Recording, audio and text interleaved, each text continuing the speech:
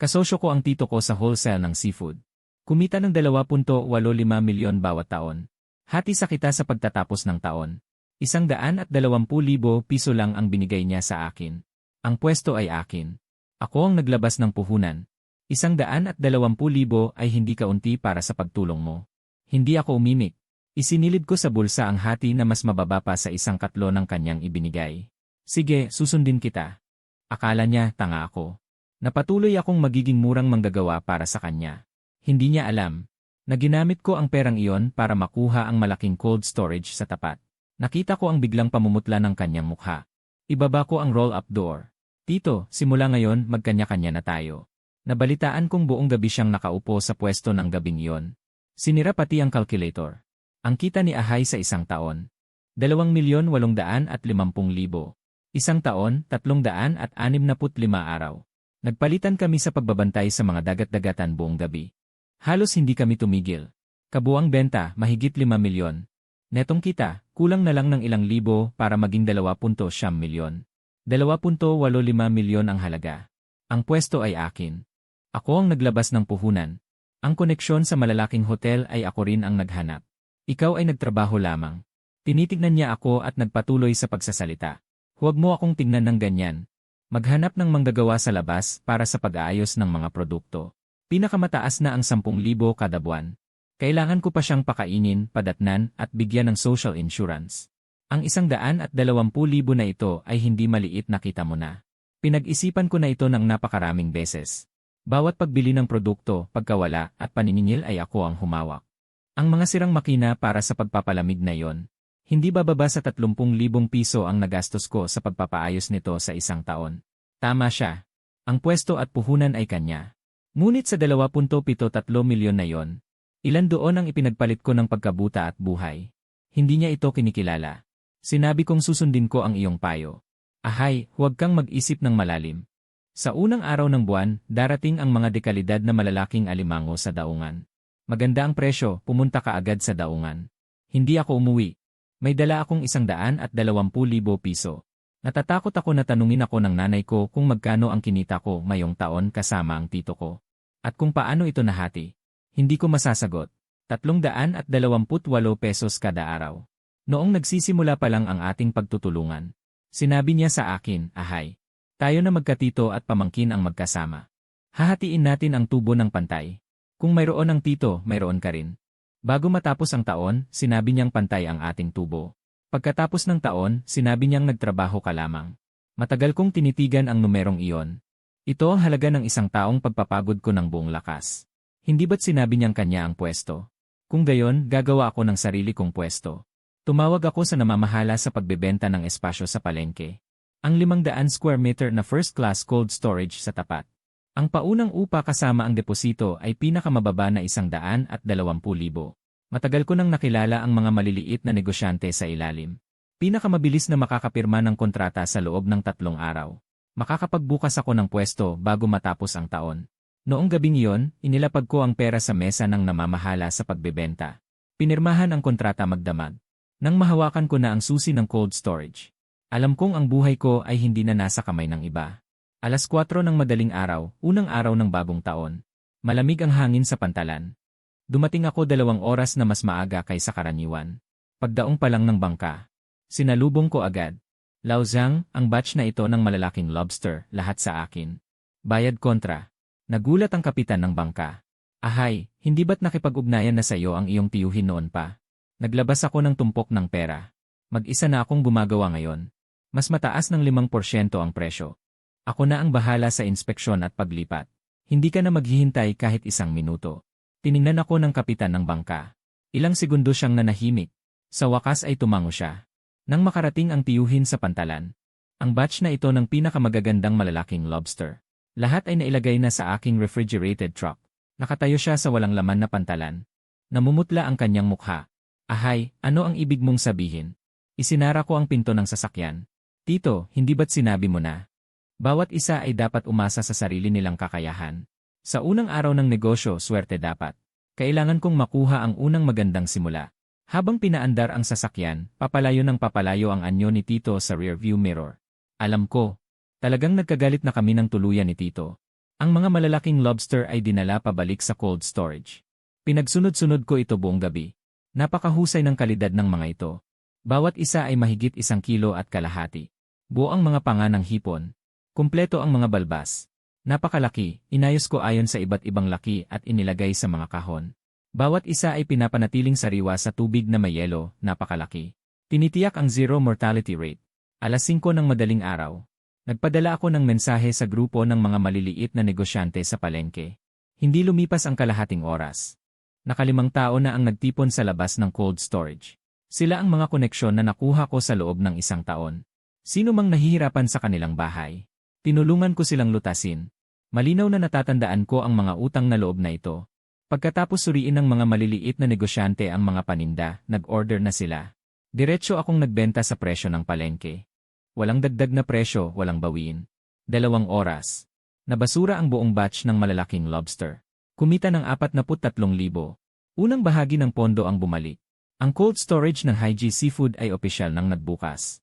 Alas 10 ng umaga. Tumawag ang aking tito, hindi ko sinagot. Kasunod nito, nagsimula nang kumalat ang balita sa palengke. Nagalit si Ahay sa kanyang tito. Nagbukas siya ng sariling tindahan. Nagdeklara ang kanyang tito, sino mang makikipagnegosyo kay Ahay. Huwag nang umasang makakuha pa ng paninda mula sa kanya. Masungitan ang tito. Paano pa sila makakakuha ng paninda sa palengke na ito? Simula tanghali. Sunod-sunod na tumatawag ang mga maliliit na negosyante para bawiin ang kanilang mga order. Nahihirapan silang magsalita. Sabi nila may mga problema sa bahay. Sa ngayon ay hindi na sila bibili. Naintindihan ko kung ano ang nangyayari. Hindi na ako marami pang sinabi. Pambayad ay ibinalik ng buo. Alas 3 ng hapon. Kasama ni Tito ang ilang may-ari ng mga lumang stall sa palengke. Hinarangan nila ang pinto ng aking cold storage. Tinuro niya ang aking ilong at sinabing isa akong walang utang na loob. Sinabi niyang inilabas niya ako sa probinsya. Tinuruan niya akong magnegosyo. Ngunit ako ay tumalikod sa kabutihan niya. Dumarami ang mga nanonood. Nagkukwento lang. Hindi ko siya kinontra tungkol sa 120,000. Kalmado ko lang siyang tinanong kung ano ang kailangan niya. Natahimik si Tito. Sa huli ay masama ang kanyang sinabi, ang mga kapitan ng bangka sa palengke. Ang mga malalaking kliyente ay walang nangahas na makipagnegosyo sa akin. Hinayaan mo akong magsara. Umalis siya. Sumunod din ang mga boss. Unti-unting kumalat ang mga tao. Patuloy na naririnig ang mga bulong-bulungan. Nakatayo ako sa harap ng cold storage. Pinapanood ang kanilang mga likuran. Walang emosyon. Ang palengke na ito. Sa 1 taon ng hirap at pagbaba. Kung kailan dumarating ang bawat barko. Kung anong mga produkto ang kailangan ng bawat maliliit na nagbebenta. Alam ko higit kaninuman. Iniisip ng tiyuhin na hawak niya ang aking buhay. Hindi niya alam na ang tunay na relasyon ay nabubuo sa pamamagitan ng puso. Hindi ito pinapanatili sa pamamagitan ng pananakot. Nang gabing iyon, isinabit ko ang aking karatula. Mayroon din itong 5 malalaking letra na nagsasabing hulasale ng mga produktong pandagat. Nakaharap sa pwesto ng aking tiyuhin. Nakakasilaw sa ilalim ng ilaw ng gabi. Nagsulat din ako ng anunsyo sa pasukan ng palengke. Naghahanap ng mga manggagawa sa pag-aayos ng mga produkto. Buwan ng sahod na 12,000. Kasama ang pagkain, tirahan, at 5 uri ng insurance. Kung maganda ang pagganap, magkakaroon ng dibidendo sa pagtatapos ng taon. Kinabukasan ng umaga. Isang binatang nagngangalang Xiaolin ang dumating upang mag-apply. Kakalabas lang niya sa kanyang bayan para magtrabaho. Sa kanyang mga mata, mayroong parehong pagnanais na taglay ko noon. Tiningnan ko ang kanyang mga kamay. Puno ng mga paltos. Siya ay kayang magtiis. Agad akong nagpasya at tinanggap siya. Sinabi ko sa kanya na magsimula siyang magtrabaho sa hapon. Matapos umalis si Xiaolin, nasa loob ako ng cold storage, iniisip ang mga imbak. Umalinggaw ang tunog ng air conditioner. Ang mga numero sa display ng temperatura ay nanatiling matatag sa -5 degrees Celsius. Nakatingin ako sa luma at gamit na pwesto sa tapat. Doon, ang mga ilaw ay maliwanag. Maraming tao ang nagdaraan. Mukhang maganda ang negosyo. Ngunit alam ko, hindi natatagal ang mga lumakong makinang nagpapalamig kung wala ako. Noong pinakamainit na tag-init kahapon, halos bumigay ang makinang numero 3. Ako ang nag-disassemble ng kompresor magdamag. At pinalitan ang mga piyesa para mailigtas ito. Hindi naiintindihan ng tiyo ko ang mga ito. Siya lang ang marunong magbilang. Kinuha ko ang cellphone ko. Binuklat ko ang contact list. May nakatago doon na mahigit 10 kontak ng mga daungan sa labas ng bayan, Guru Silangang Baybayin Master Wang Hilagang Baybayin. Mga numero ng mga kapitan ng barko Fu Hilagang Baybayin Master Wang Silangang Baybayin. Gibot Hilagang Baybayin mga nakilala ko noong nagbiyahe ako nitong nakaraang taon Guro Hilagang Baybayin. Akala ng tiyo ko ay mapipigilan niya ako sa pamamagitan ng pagputol ng mga lokal na supplier. Hindi niya alam. Malaki ang dagat na ito. Hindi lang isa ang daungan. Lumubog na ang gabi sa labas ng cold storage. Ibaba ko ang roll-up door. Isasara ko ang kandado. Bukas ng madaling araw, 3:00. Magmamaneho ako papuntang Nangan Wharf na 200 kilometro ang layo. Mayroong isang kapitan ng bangka doon. Nangakong mag-ipon siya ng isang batch ng sariwang Epinephelus chlorostigma para sa akin. Sa ikatlong araw ng pagbubukas, dumating ang nanay ko. Nakakapit siya sa insulated container sa labas ng cold storage. Ang buhok niya ay mas namuti pa kaysa noong bagong taon.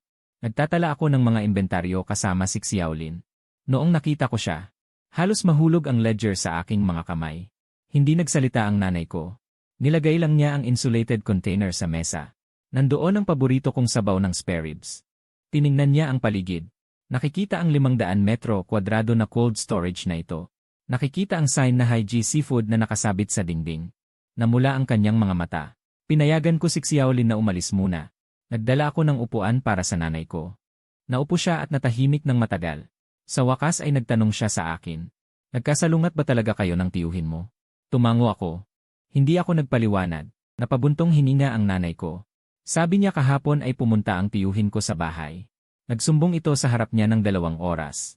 Sabi niya, hindi ako marunong tumupad sa utang na loob. Sabi niya, buong taon siyang naghirap na kasama ako. Sa huli, kinukuha ko raw ang negosyo niya. At kinukuha ko pa raw ang mga produkto niya. Sabi niya, pinipilit ko raw siyang mabangkarote. Sabi ng nanay ko, pinapunta ako ng tiyuhin mo para kausapin ka. Para daw ipamigay mo na ang cold storage.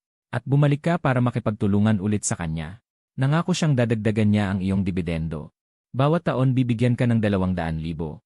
Pagkatapos kong marinig, hindi ako sumagot. Kinuha ko lang mula sa drawer ang isang folder. At ibinigay ko sa nanay ko. Nandito ang talaan ng trabaho ko sa buong taon. Bawat resibo ng pagbili. Bawat resibo ng pagpapagawa. Bawat talaan ng tawag para maningil. At ang mga talaan ng pagpapagawa ng 3 refrigerator.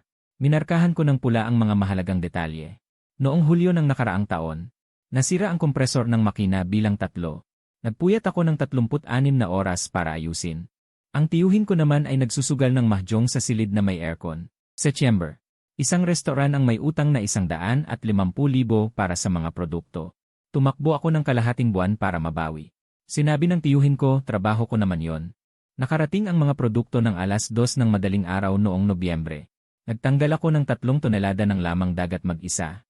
Sumakit ang likod ko ng 1 buwan. Kinabukasan lang dumating ang tiyuhin ko para magkwenta. Tiningnan ng nanay ko ang mga resibo. Nagsimulang manginig ang kamay niya. Sinabi ko sa kanya, 365 araw sa isang taon. Nagpapalitan kami ng tiyuhin ko. Pero sa totoo lang, 80% ng trabaho ay ako ang gumawa. Ang kabuang benta ay mahigit 5 milyon. Ang netong tubo ay 2.85 milyon. Binigyan ako ng tiyuhin ko ng 120,000. Sabi niya, nandito lang ako para tumulong. Napaiyak ang nanay ko. Isinara niya ang folder. Tumayo siya at walang sinabi. Lumingon siya at umalis. Alam ko kung saan siya pupunta. 4 ng hapon. May sigawan sa palengke. Hinaharangan ng nanay ko ang harap ng store ng uncle ko. Sa harap ng lahat, tinanong niya ito. Gaano karaming trabaho ang nagawa ni Ahay sa loob ng 1 taon? Paano nakuha ang 120,000 na yon? Natahimik ang uncle ko sa tanong. Hindi siya marunong magpasalamat. Ang stall ay ang aking kapital at akin ito. Bakit siya humihingi ng ganoon karami? Napatawa ng malamig ang nanay ko. Sinabi niya noong nagsimula ka ng stall. 5,000 ang hiniram ko sa iyo para sa puhunan. Naaalala mo pa ba ang utang na yon? Sumama si Ahay sa iyo ng 1 taon. Hindi mo man lang binigyan ng desenteng sahod. Sa pagtatapos ng taon, 120,000 lang ang binigay mo para sa kanya. Makatitindig ba ang iyong konsensya? Namumula ang mukha ng uncle ko. Gusto niyang sumagot pero hindi makapagsalita. Lumingon ang nanay ko para umalis. Habang dumadaan sa harap ng aking cold storage, huminto siya. Tiningnan niya ako. Sa kanyang mga mata, walang pagsisisi. Tanging pagmamalasakit at pagpapatibay.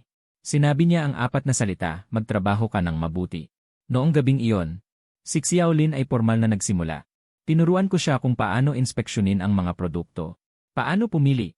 Paano matukoy ang pagiging sariwa ng seafood? Masugid siyang natuto. Habang nagsusulat ng mga tala, tinitingnan ko siya. Naalala ko ang sarili ko 1 taon na ang nakakaraan. Ganito rin ako noon. Inakala kong basta magiging masipag lang. Mapapansin ako ng aking tiyuhin ng totoo. Ngayon naintindihan ko na. Sa mundong ito, ang sariling tindahan lamang ang pinakamaasahan. 11:00 ng gabi. Ang tindahan ng aking tiyuhin sa tapat ay bukas pa rin. Sa pamamagitan ng salamin, nakita ko siyang nakaupo doon mag-isa. Nakatunganga sa libro ng mga account. Ang kanyang cooling machine ay gumagawa ng kakaibang ingay. Ang temperatura sa display ay tumatalbog. Malinaw na hindi matatag. Ibinawi ko ang aking tingin. Isinara ko ng mahigpit ang pinto ng cold storage. Mayroon pang isang batch ng mga kalakal na papasok bukas.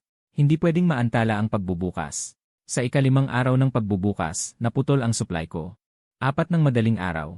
Pumunta ako sa pantalan para kunin ang mga produkto gaya ng dati. Ang bangka ni Mang Lizaro ay nakaangkla na. Ngunit umiling siya nang makita ako. Sinabi niya, "Ahay, pasensya na. Lahat ng supply ngayon ay nabili na ng tiyuhin mo. Ang presyo ay 20% mas mataas kaysa sa presyo sa pamilihan." Natigilan ako saglit. Lumingon ako para hanapin ang ibang mga kapitan ng bangka. Bilang resulta, matapos kong magtanong sa lahat, pare-pareho ang sagot ng lahat. Pinagsabihan ng tiyuhin ko ang 3 pang malalaking stall sa pamilihan upang bilhin ang lahat ng supply mula sa lokal na pantalan. 20% mas mataas kaysa sa presyo sa pamilihan. Iyon ay para pahirapan ako hanggang mamatay. Nakatayo ako sa walang lamang pantalan. Pinapanood ko ang mga bangka na puno ng lamang dagat na dinadala papalayo. Nakarating na sa dulo ang sigarilyo sa aking kamay. Bumalik ako sa cold storage. Naghihintay na si Xiaolin sa akin. Nakita niyang wala akong dala. Lumitaw ang pag-aalala sa kanyang mukha. Hindi ko na pinansin. Hinayaan ko na lang siyang magpahinga muna. Habang ako ay nag-iisa sa opisina, binubuklat ang address book. Kung sarado ang lokal na supply, pupunta tayo sa ibang probinsya. Naalala ko 2 buwan na ang nakakaraan noong nagbiyahe ako. Sa bagong pantalan sa Timog, nakilala ko ang isang kapitan ng barko. Ang pangalan niya ay Chen, ang kanyang mga produkto noon ay hindi mabenta. Maganda ang kalidad 387, ngunit maliit ang sukat 388, ayaw bilhin ng mga lokal na wholesaler. Ngunit maliit ang sukat. Ayaw bilhin ng mga lokal na wholesaler. Tinulungan ko siyang suriin ang merkado. Pinayuhan ko siyang babaan ng presyo at ibenta sa pamamagitan ng mga channel ng pagkuha. Sa loob ng 3 araw, naubos ang kanyang inventaryo. Pag-alis ko, sinabi ni matandang Chen, "Ahay. Kung kailangan mo ng tulong sa hinaharap, sabihin mo lang." Tinawagan ko si matandang Chen. Matagal bago niya sinagot ang tawag. May pagkaantok ang boses ni matandang Chen. Diretso kong sinabi ang aking pakay. Tinatanong ko kung mayroon siyang mga produkto kamakailan. Lahat ay babayaran ko agad at lilinisin. Tumahimik si matandang Chen ng ilang segundo. Tinatanong niya kung may nangyari. Hindi ko itinago sa kanya. Sinabi ko sa kanya ang tungkol sa pagharang ng aking tiyuhin sa mga supply. Pagkarinig ni matandang Chen, nagmura siya. Sinabi niyang ang ganitong uri ng ugali ay napakakapal. Pinapunta niya akong maghintay ng balita.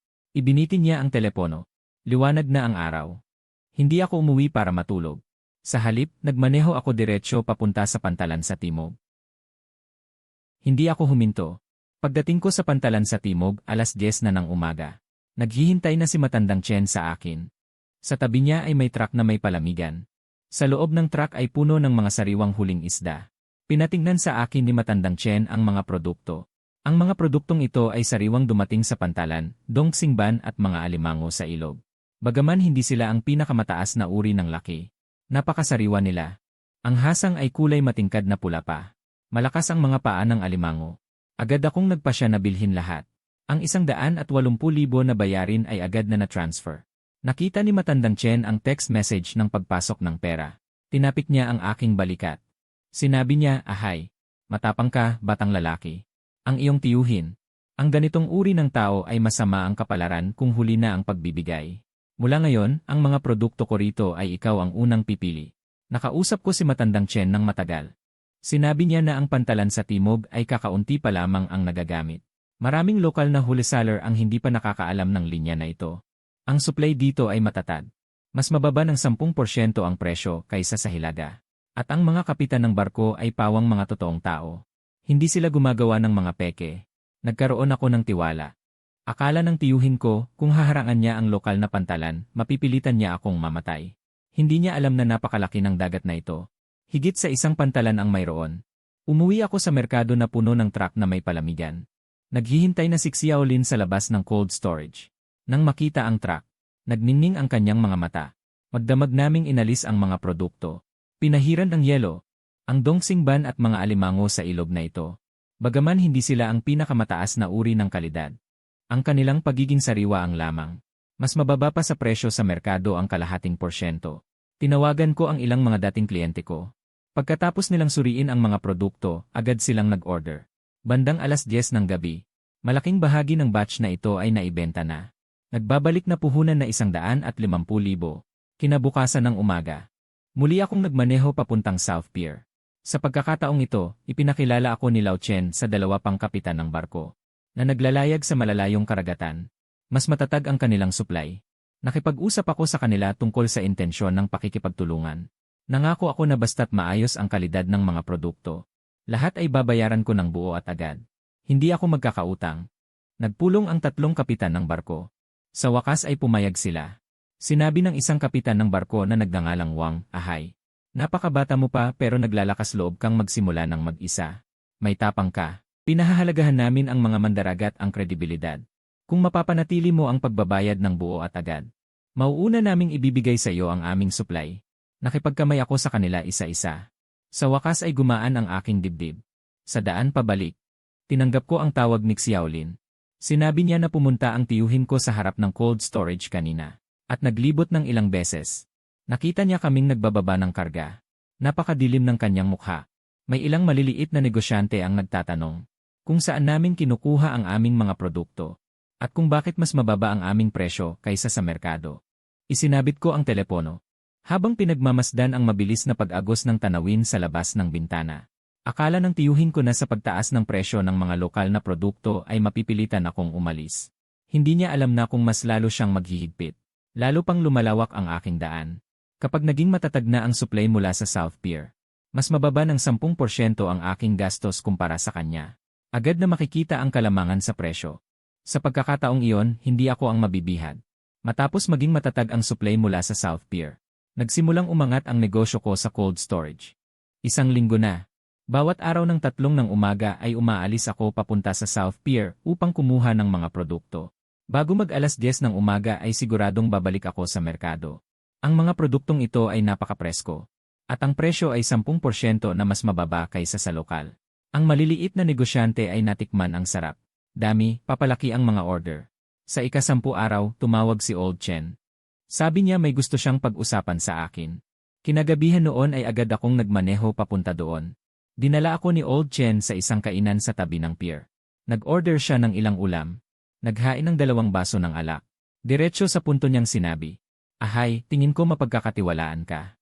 Gusto kong makipag-ayos sa iyo ng eksklusibong kasunduan sa supply." Ibinaba ko ang aking chopsticks at tiningnan siya.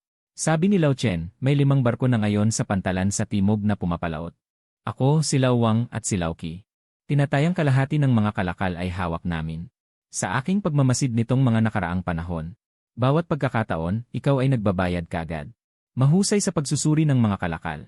Hindi kailanman mapili o mapili. Napag-usapan namin. Handa kaming unahin ang pagbibigay ng aming mga kalakal sa iyo. Ngunit may isang kondisyon. Kailangan mong tiyakin na tatanggap ka ng mga kalakal na hindi bababa sa 200,000 linggo-linggo. At ang presyo ay magiging kalahating porsyento na mas mababa kaysa sa iba. Nagbilang ako. 200,000 na dami ng kalakal. Malaki ang pressure sa akin ngayon. Ngunit kung makukuha ko ang eksklusibong karapatan sa supply, parang hawak ko na ang pinagmulan ng mga kalakal. Tumaas ang presyo ng tiyuhin ko sa pantalan at naglagay ng harang. Sa pantalan sa timog, nakakuha ako ng pinakamababang presyo. Sa ganitong paraan, kitang-kita na agad ang bentahe. Nakipagkamayan ako kay Lao Chen. Pinirmahan agad ang kasunduan. 3 buwan ang takdang panahon. Ginigaranti ako ang 200,000 na supply kada linggo. Sila naman ang gumagarantiya ng matatag na supply at pinakamagandang presyo. Pagkatapos pumirma ng kasunduan, may isa pang sinabi si Lao Chen. Sinabi niyang may mga tao raw na nagtatanong tungkol sa supply ko. Malaki ang inaalok na presyo. Gustong agawin ang linya na ito. Sinabi ni Lao Chen na ang negosyo ni Ahay ay nakasalalay sa tiwala. Mabuti ang trato mo sa amin. Hindi kami gagawa ng mga bagay na traidor. Pero kailangan mo ring mag-ingat. Matagal nang nagpapatakbo ang tiyuhin mo sa lugar. Marami siyang paraan. Tumango ako. Alam ko na. Pagbalik ko sa palengke, halos alas 7 na ng gabi.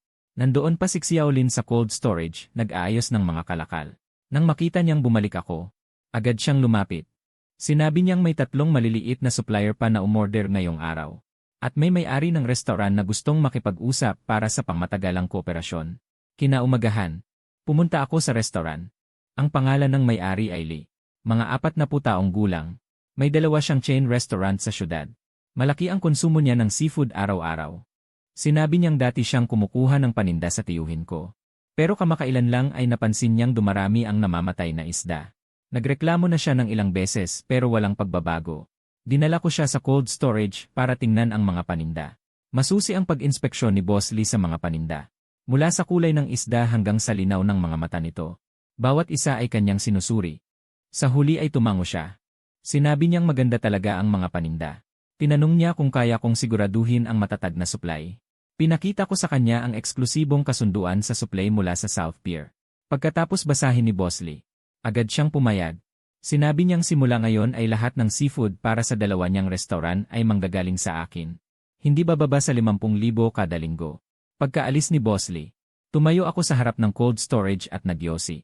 Sa tindahan ng tiyuhin ko sa tapat, nakipagtalo siya sa isang tao. Malakas ang boses. Nakikita sa salamin ang ilang kahon ng patay na isda sa sahig.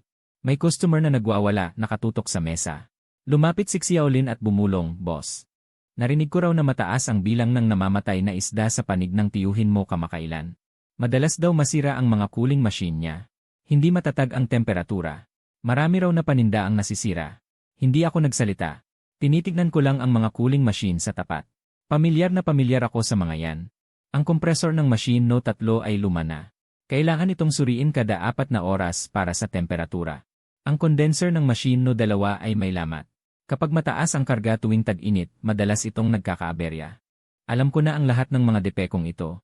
Kaya noong nakaraang taon, nagawa kong kontrolin ang bilang ng namamatay na isda sa ibaba ng 3%. Pero hindi ito naiintindihan ng tiyuhin ko. Sanay siya sa pagbibilang. Marunong lang siya sa relasyon. Hindi niya alam ang ugali ng mga makina na ito. Kung wala ako, ang kanyang stall ay parang makinang kulang ng piyesa. Sa labas, mukhang gumagana pa rin. Ngunit sa katunayan, nagsisimula na itong bumigay. Sa gabing iyon, unang lumampas sa 100,000 ang bawat araw na kita ng aking cold storage. 600. Hinang-hinang ipinakita sa akin ni Xiaolin ang ledger. Sabi niya, "Boss, sigurado tayong kikita tayo ngayong buwan. Kita na 41,111. Tinitignan ko ang mga numero sa ledger, 9.2. Pito sa puso ko, kalmado pa rin ako.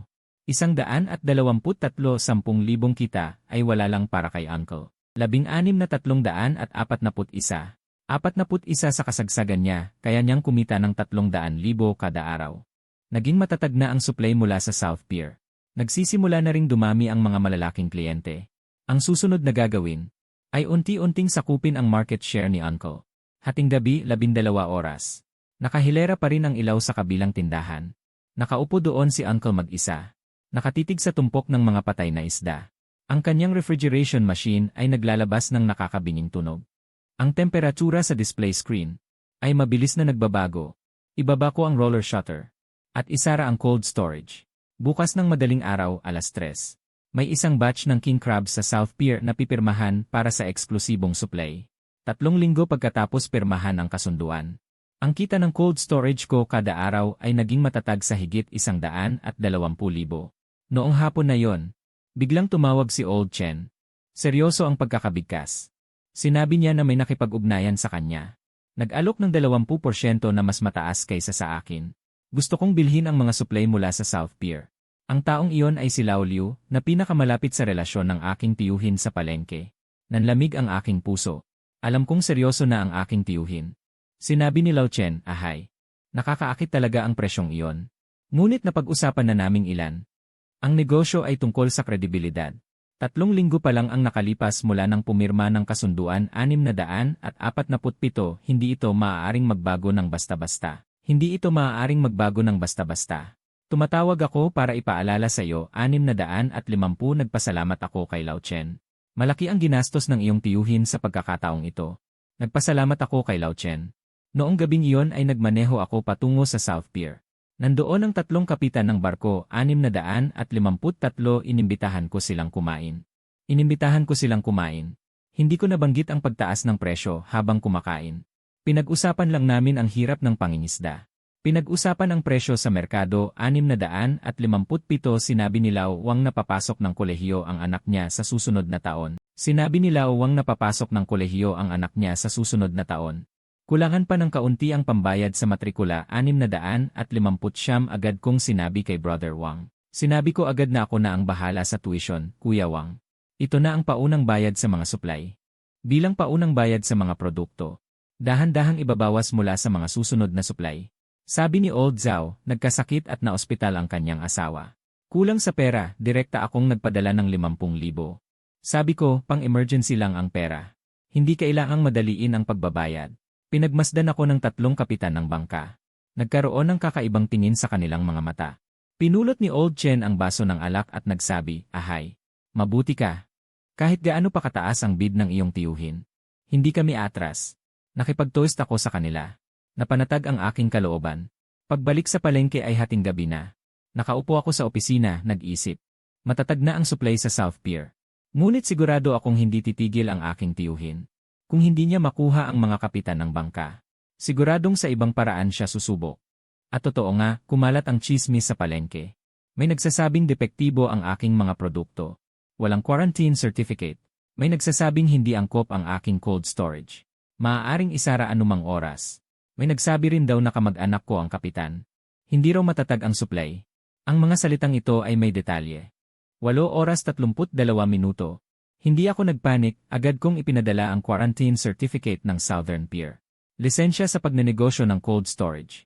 Kontrata ng supply. Lahat ay pinikturan at ipinadala sa grupo ng maliliit na negosyante. Ang chismis ay nawasak ng walang pag-aalinlangan. Pero hindi tumigil ang aking tiyuhin. Biglang dumating ang mga tao mula sa Market Administration para suriin ang cold storage. Sabi nila nakatanggap sila ng reklamo. Naghihinala na hindi pasok sa pamantayan ang cooling equipment. Hinihingi ang pagpapatigil sa operasyon para sa pag-aayos. Handa na ako. Bago magbukas ang cold storage. Lahat ng kagamitan ay nakalagay sa pinakamataas na pamantayan. Kumpleto ang mga sertipikasyon para sa quarantine, fire safety, at insurance. 2 oras na naghalungkat ang mga inspektor. Walang nakitang mali. Sa huli ay umalis sila na parang nahihiya. Pagkaalis ng mga inspektor, mababang tinig na sinabi ni Xiaolin, Boss. Nakita ng ilan kanina. Ikaw raw ang tiyuhin ang nagsumbong sa administration. Tumango ako. Alam ko na ang mga galaw na yan. Kagakhapon ng hapon. Ang daily sales ng cold storage ko ay lumagpas sa 150,000. Opisyal na nalagpasan ang store ng aking tiyuhin. Mabilis na kumalat ang balita sa palengke. Lahat ay pinag-uusapan si Ahay. Nag-umpisa na talaga ang batang ito. Takip silim. Sa labas ng store ng kanyang tiyo, nagtipon ang isang grupo ng mga nagpautang upang maningil. Ang tiyo ko, sa panahong ito, para harangan ang aking pinagkukunan ng produkto. Naghahakot ng paninda sa pier sa mataas na presyo. Pinagsasabuatan din ang ibang stall para paigtingin ang presyuhan. Nagsimulang humigpit ang daloy ng pera. Dagdag pa sa mataas na porsyento ng mga patay na isda. Malala ang pagkawala ng mga kliyente. Lalong nagiging mahirap ang kanyang sitwasyon. Sinabi ni Xiaolin na nasira na naman ngayong araw ang No 3 chiller mo, tiyo. Namamatay ang buong kahon ng king crab. Nasa 80 ang pinsala. Pamilyar na pamilyar ako sa No 3 machine na yon. Noong nakaraang tag-init, unang nagkaproblema yon. Nagpuyat ako ng 36 na oras bago ko naayos. Alam ko ang bawat piyesa nito. Ang bawat ugali nito. Pero ngayon hindi na siya responsibilidad ko. Tumawag si Boss Lee kagabi. Sabi niya gusto rin ng kaibigan niya na kumuha ng supply sa akin. Isa siyang may-ari ng isa pang chain restaurant sa syudad. Kahit man lang 70,000 linggo-linggo ang dami. Nangako akong bibisitahin ko siya bukas. Pagkababa ng telepono, nakatayo ako sa harap ng pinto ng cold storage. Nakailaw pa ang stall sa tapat. Sa salamin, nakikita ko ang tiyo ko na mag-isang nakaupo doon. Nakaayos sa harap niya ang mga singil sa bayarin. Tila nadagdagan na naman ng ilang hibla ang puting buhok niya. Ang kanyang likuran ay tila napakatanda. Nagbawi ako ng tingin. Nilock ko ang pinto ng cold storage. Mayroon pa tayong isang batch ng Wild Yellow Croaker na darating bukas. May nag-pre-order na ang mga customer ng 200,000 halaga. Nagsimula nang may mga bumubulong sa palengke. Sabi nila hindi na raw tatagal ang store ng tiyo ko. Ang ilan sa kanyang mga lumang refrigerator ay madalas na nasisira. Ang porsyento ng patay na isda ay tumaas na hanggang 15%. Maraming dating customer ang lumilipat na sa akin. Pagkatapos ayusin ni Xiaolin ang huling batch ng mga produkto. Masigla niyang sinabi, "Boss, ang ating purong kita ngayong buwan ay maaaring lumampas sa 500,000. Tinitignan ko ang mga numero sa ledger. Tahimik ang aking puso. Ang 500,000 ay hindi malaki kumpara sa pinakamataas na panahon ng aking tiyo. Pero para sa akin, ito ang unang tunay na sariling kita ko." Sa kalagitnaan ng gabi, sinigurado ko ang cold storage at naghanda na umuwi. Nang dumaan ako sa store ng aking tiyuhin, nakita ko siyang abala pa sa loob. Sinusubukang ayusin ang machine number 3. Mabagal at walang galing ang kanyang mga galaw. Malinaw na hindi niya naintindihan ang mga kable at piyesa. Nakatayo ako sa labas ng pinto at pinanood siya sandali. Sa huli, tumalikod na ako at umalis. Ang aking cold storage. Pagkatapos ng matatag na daloy ng pera na 150,000 kada araw, nagsimulang makipagdigmaan sa presyo ang aking tiyuhin. Noong umagang iyon, biglang may balita na kumalat sa palengke. Lahat ng seafood sa store ng aking tiyuhin ay binabaan ng presyo ng 20%. Pinalalabas niya ng lugi. Maraming maliliit na negosyante ang agad na pumunta sa kanyang store nang marinig ang balita. Si Xiaolin ay tumakbo at nagtanong sa akin, "Boss, bababaan din ba natin ang presyo?" Umiling ako. Alam ko kung ano ang ginagawa ng aking tiyuhin. Gusto niyang hilahin ako pababa sa digmaan ng presyo. Gusto niyang makipagyera sa presyo para ibagsak ako. Pipilitin akong ibaba ang presyo at malugi. O hayaang mawala ang mga customer ko. Pero may isang bagay siyang hindi kinwenta. Mas mababa ng 10% ang aking gastos. Mas matatag ang aking supply. Higit sa lahat, hindi ko kailangang makipagbasaan ng presyo sa kanya. Nagpadala ako kay Xiaolin para bumili ng mga insulated container at mga refrigerated delivery truck. Gusto kong i-upgrade ang serbisyo. Tumutok sa high-end na linya na walang patay na isda at on-time delivery. Hindi masyadong naintindihan ni Xiaolin. Sabi niya, presyo ang pinaglalabanan ng lahat ngayon. Paano ito makakatulong? Sabi ko ang price war hanggang sa dulo. Nakasalalay sa kung sino ang unang susuko. Imbes na makipagsabayan sa kanya, mas mabuting humanap ng ibang paraan. Sa susunod na 3 araw hindi ako nagbaba ng presyo. Bagkus, lahat ng aking lakas ay ibinuhos sa serbisyo. Bago lumabas ang bawat batch ng mga produkto, personal ko itong sinusuri. Tinitiyak na walang patay na isda. Ang oras ng paghahatid ay eksaktong kalahating oras. Kailanman gusto ng customer ang produkto. Kailanman ko ito ihahatid. Sa simula, may ilang maliliit na mamimili ang naakit sa mababang presyo ng aking tiyuhin. Ngunit mabilis itong nagdulot ng problema. Upang makapagbaba ng presyo ang aking tiyuhin, nagsimula siyang kumuha ng murang produkto mula sa ilang maliliit na daungan. Hindi pantay-pantay ang kalidad. Dagdag pa rito, madalas masira ang kanyang mga ref. Mataas ang bilang ng mga patay na isda. Maraming maliliit na mamimili ang nakakuha ng produkto at nalaman na bagaman mas mura ng 20% sa tingin, sa aktual na pagkalugi, mas lumaki pa ang kanilang gastos. Pagdating ng ika-5 araw, may ilang maliliit na mamimili ang bumalik sa akin. Sabi nila okay lang kahit mas mahal ang presyo. Ang mahalaga ay ang matatag na kalidad. Hindi ako marami ang sinabi. Nagpatuloy ako sa pagbibigay ng supply. Nagpatuloy ako sa pagbibigay ng serbisyo. Tumawag si Boss Lee. Sabi niya ang kaibigan niya ay tapos ng mag-inspeksyon. At nagpa siya na ibigay sa akin ang lahat ng kanilang seafood orders. Isa ito sa pinakamalaking chain restaurant sa syudad. Hindi bababa sa 10,000 kilo bawat linggo. Sabi ni Boss Lee, "Ahay. Ang kaibigan ko ay pumunta rin sa iyo tiyuhin noon. Ngunit hindi matatag ang kanyang supply. Masyadong marami ang patay na isda. Kahit na mas mataas ng kaunti ang iyong presyo. Ngunit ang zero patay na isda at pagiging nasa oras ang pinakamahalaga para sa mga restaurant na ito." Nakipagpulong ako sa kaibigan ni Boss Lee. Agad kaming pumirma ng kasunduan sa kooperasyon. Mula sa susunod na linggo, lahat ng 10,000 kilo na order bawat linggo ay dadaan sa aking cold storage. Pagkatapos pumirma ng kasunduan, pabalik na sa palengke ay gabi na. Sa store ng aking tiyuhin ay may nakatambak na ilang kahon ng mga ibinalik na produkto. May ilang maliliit na mamimili na nakikipagtalo sa kanya. Sabi nila, ang presyo mo ay malaki na ang binaba. Namumula ang mukha ng tiyuhin. Nabasag ang boses. Sinabi ni Xiaolin na napakarami ng ibinabalik ng tiyuhin mo nitong mga nakaraang araw. Nabalitaan ko na higit sa 100,000 ang napunta sa mga bayad pinsala pa lang. Nakayo ako sa pintuan ng cold storage. Pinagmamasdan ang kabilang panig. Hindi pa umaabot ng 10 araw ang price war na isinagawa ng tiyuhin. Nagsimula na itong bumagsak. Talagang masikip na ang kanyang cash flow. Ngayon ay lugi pa sa pagbebenta at kailangan pang magbayad ng pinsala. Hindi kinakaya ng mga ibinalik na produkto. Mas malala pa.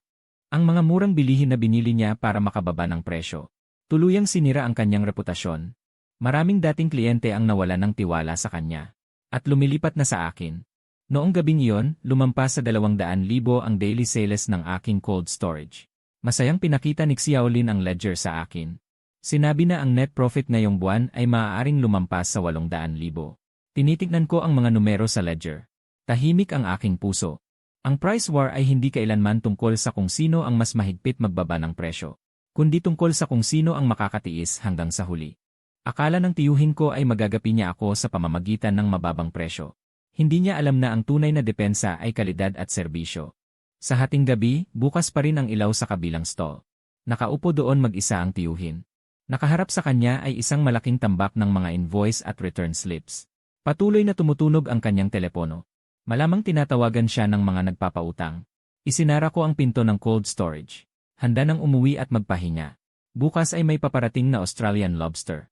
Iyon ang unang order para sa restaurant ng kaibigan ni Boss Lee. Hindi dapat magkaroon ng anumang pagkakamali. Nang makarating ako sa pasukan ng market, sumilip ako pabalik sa store ng tiyuhin ko. Sa dilim, ito ay mukhang napakalamig at tahimik. Ang singboard na nakasabit doon ng mahigit 10 taon ay umuugoy sa hangin. Naglalabas ng tunog na iyayay. Mayroon ng mga taong bumubulong sa palengke. Sinasabi na ang tiyuhin ay nagkamali sa price war na ito. Hindi niya na-drug si Ahay. Sa halip, nalubog ang sarili niya sa putik. May nagsasabi rin, kung magpapatuloy ang trend na ito, hindi na makakatagal ang store ng tiyuhin sa buwang ito. Hindi ako nakisali sa mga usapang ito. Tahimik ko lang ginagawa ang aking trabaho. Kinabukasan ng umaga.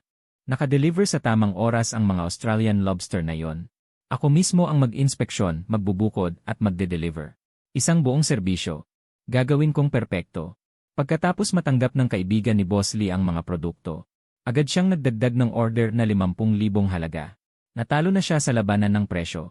3 araw matapos ang labanan ng presyo, may malaking nangyari sa palengke. Ang pinakamalaking buyer sa syudad, si Boss Zhang ng Jinding Grand Hotel ay magdadaos ng kasal ng kanyang anak. Mayroon siyang 300 lamesa. Napakalaki ng kailangang seafood. Sino man ang makakuha ng transaksyong ito, ay halos makakatayo na sa merkado. Ang restaurant ni Boss Zhang ay 20 taon ng bukas. Palagi itong ang unang pagpipilian para sa mga upscale na handaan. Sa mga taong ito, ang kanyang mga seafood ay mula kay Uncle. Sobrang lapit ng relasyon nilang dalawa. Ang kasal ay nakaschedule sa Sabado. Nagsimula na ang paghahanda ng mga sangkap 3 araw bago. Para sa transaksyong ito, si Uncle halos inilagay na ang lahat ng kanyang puhunan. Nais niyang gamitin ang pagkakataong ito upang bumangon. Biyernes ng hapon, biglang kumalat ang balita sa merkado. Nagkaproblema ang Jinding Grand Hotel.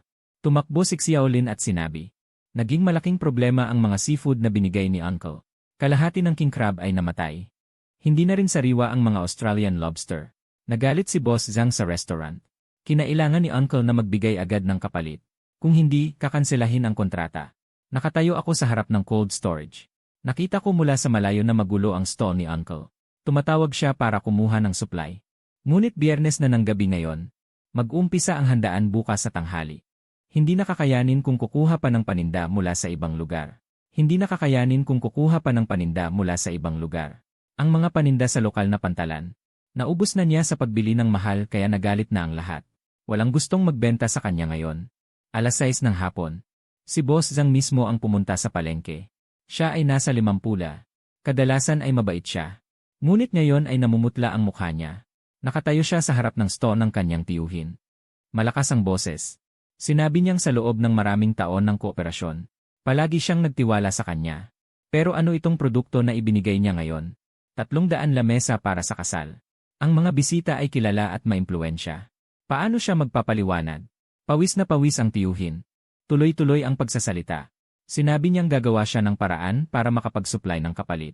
Sinabi niya na kung hindi siya makakapagbigay ng dekalidad na produkto bago mag-10:00 ngayong gabi, hindi na rin niya kailangan pang makipagkooperasyon. Umiikot si Boss Zhang para umalis. Nakita niya akong nakatayo sa labas ng kabilang cold storage. Natigilan siya saglit. Lumapit siya. Tinagal niya kung ako nga si Ahay. Tumango ako. Diretsong tinanong ako ni Boss Zhang kung mayroon ba akong produkto ngayon. Kailangan niya ng 50 piraso ng king crab. Kailangan niya ng 80 kilo ng Australian lobster. Kailangan niya ng 100 kilo ng spotted grouper. Lahat ay kailangang buhay. Maganda ang kalidad. Maaari bang maihatid sa hotel bago mag-alas 10 ngayong gabi?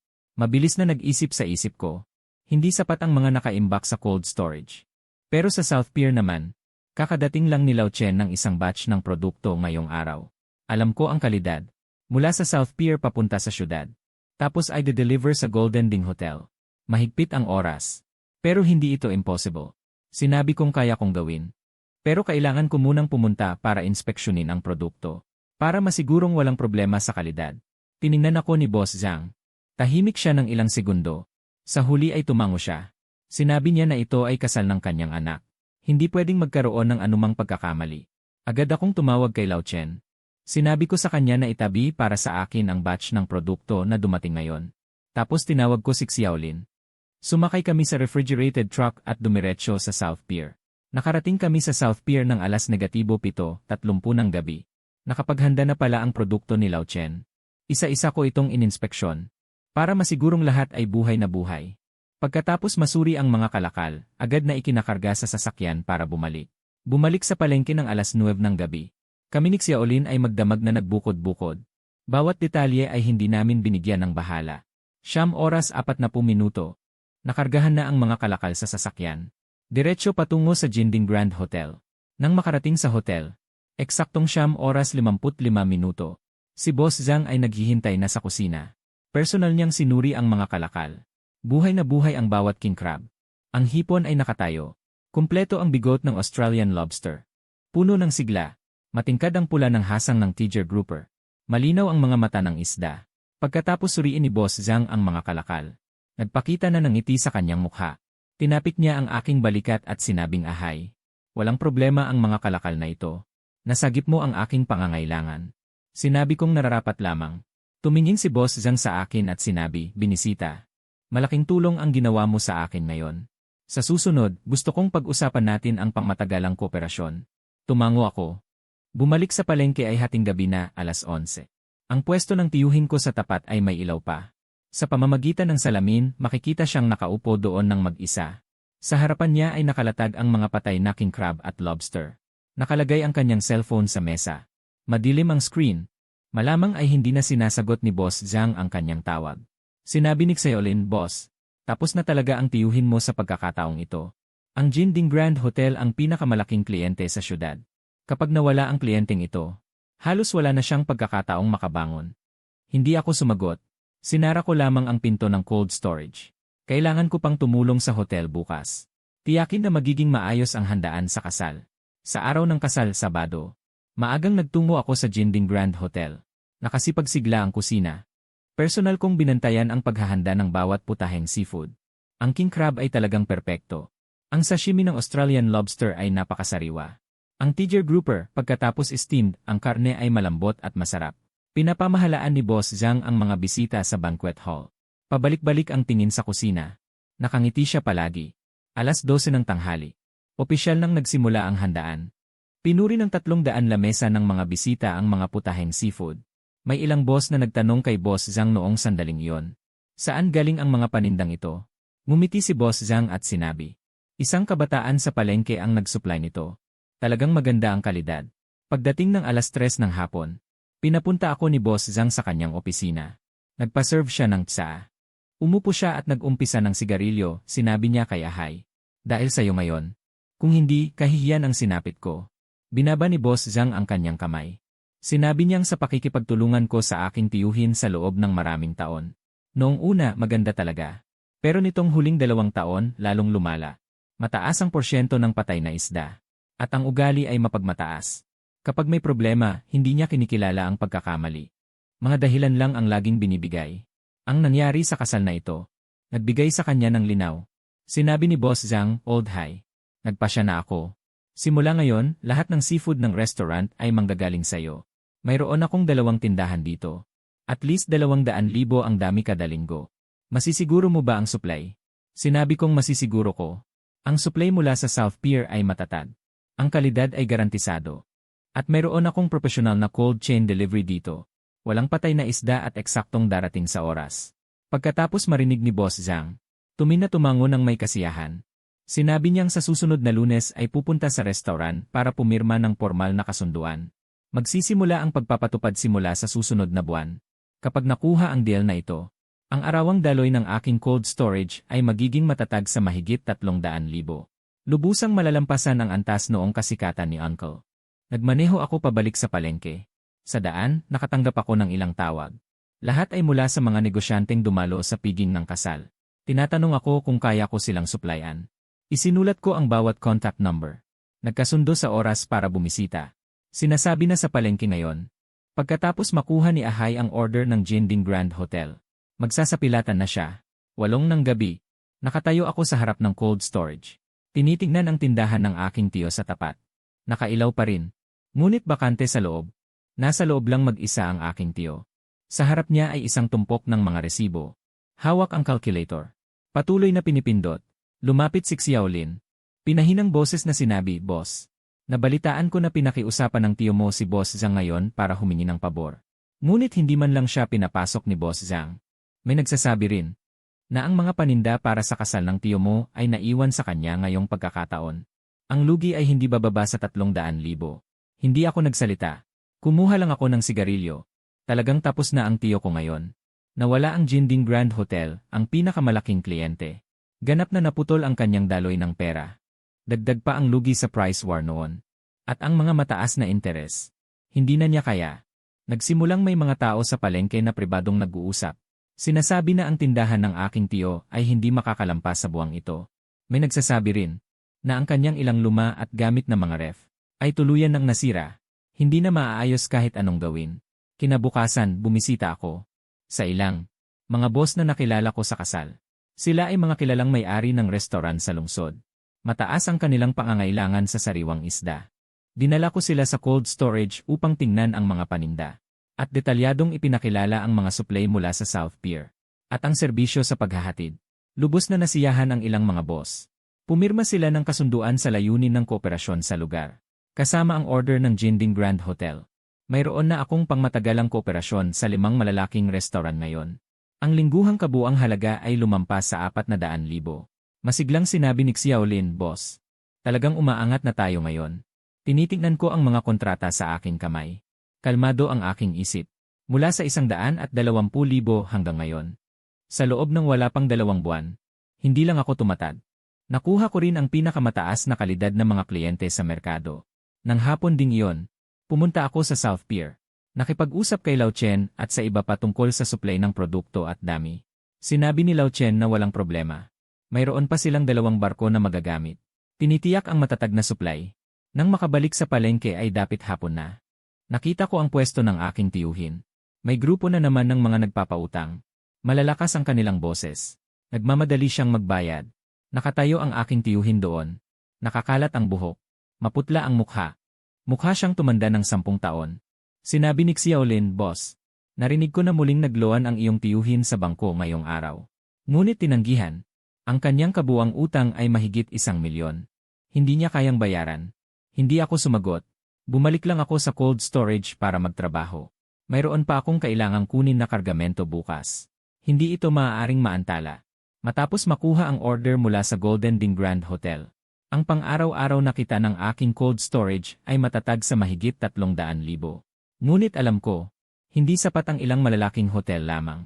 Ang maliliit na mamimili sa merkado ang siyang pangunahing base. Tanging sa pag-iisa sa kanila. Maaari kong tunay na kontrolin ang merkado na ito. Nang hapon ding iyon, sa palengke, mahigit 10 maliliit na mamimili na may magandang relasyon sa akin. Pinatawag ko sa cold storage. Sila ang aking pinaglaanan ng kalahating taon na pagtakbo. Ang ilan ay tinulungan ko sa pagbabayad ng kapital. Ang ilan ay tinulungan kong lutasin ang problema sa supply. Naglagay ako ng tsaa para sa kanila. Direkta kong sinabi ang aking mga plano. Sinabi ko na ang kompetisyon sa merkado ay matindi ngayon. Mahirap mabuhay ang maliliit na mamimili na mag-isa. Nais kong magtatag ng isang alliance sa supply at pagbebenta. Gamit ang aking cold storage bilang sentro. Isasama ang supply ng produkto. Parehong presyo. Pinag-isang paghahatid. Magkakapit-bisig tayo para sa proteksyon. Pagbabahagi ng tubo. Ang ilang maliliit na negosyante ay nagtinginan. May nagtanong kung paano mismo gagawin ang operasyon. Sinabi kong napakasimple lang. Una, pinag-isang supply ng produkto. dadaan sa akin. Ginagaranti ako na ang kalidad at presyo ay pinakamainam. Sa paghahatid, gagamitin ang aking cold chain truck para mabawasan ang pinsala. Pangatlo, ang tubo ay hahatiin ng proporsyonal. Kukunin ko ang 3 bahagi. Kayo ang kukuha ng 7 bahagi. May isang malayang negosyante na nagngangalang Wang na nagsabi, "Ahay, maganda ang ideya mo. Pero bakit kami makikipagsosyo sa'yo? Maganda ang ideya mo." Sabi ko, "Brother Wang, matagal na tayong magkasosyo. Dapat alam mo kung anong klaseng tao ako. Saka kung gusto ko kayong diktahan, magagawa ko yun ngayon din. Ang pagbuo ko ng alyansang ito ay para kumita tayong lahat. Hindi naman ako lang ang kumakain ng lahat." Sabi ng isa pang maliit na negosyante kay Ahay, "Anong gagawin mo sa uncle mo? Maaaring hindi na siya malakas ngayon. Pero nag-manage siya ng market ng mahigit 10 taon. Mayroon pa rin siyang koneksyon. Kung makikipag-partner kami sa'yo, mananakit ba siya sa amin?" Sabi ko hindi na niya kaya ang sarili niya ngayon. Saan siya kukuha ng lakas para bantayan kayo? At saka, sa negosyo, ang tinitingnan ay kakayahan, hindi koneksyon. Nag-usap ang ilang maliliit na mamimili ng sandali. At sa huli ay tumango silang lahat. Sabi nila, "Ahay, ikaw ay maaasahan. Kami ay naniniwala sa iyo." Sa gabing iyon, nakipagkasundo ako sa 13 maliliit na supplier. Simula sa susunod na linggo, lahat ng kanilang supply ay dadaan sa akin. At ang paghahatid ay gagamit din ng aking cold chain trucks. Nangako ako na masisiguro ang matatag na supply. Pinakamahusay na presyo, walang pagkalugi. Masiglang sabi ni Xiaolin, "Boss, ngayon, tunay nating napagsama-sama ang merkado. Kapag umandar na ang samahang ito sa supply at distribusyon, makokontrol ko ang karamihan ng supply at mga benta sa pamilihan. Lalong mapipiga ang bahagi sa merkado ng iyong tiyuhin. Mas magiging mahirap ang kanyang sitwasyon." Formal na umandar ang samahan.